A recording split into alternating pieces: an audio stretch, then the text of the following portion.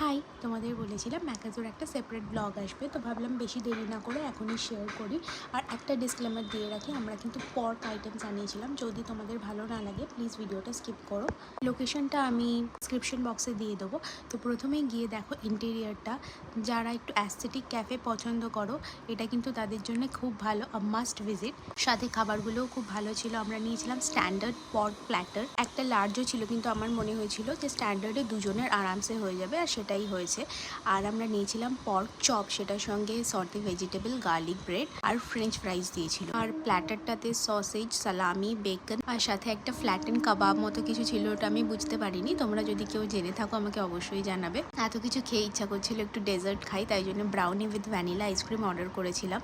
আর সাথে আমরা দুটো ড্রিঙ্কও অর্ডার করেছিলাম, একটা হলো লেমন আইস টি আর একটা হলো গ্রিন অ্যাপেল মোহিতো। সবকটার টেস্ট খুব ভালো ছিল। এইটা হয়েছিল আমাদের টোটাল বিল। বাই।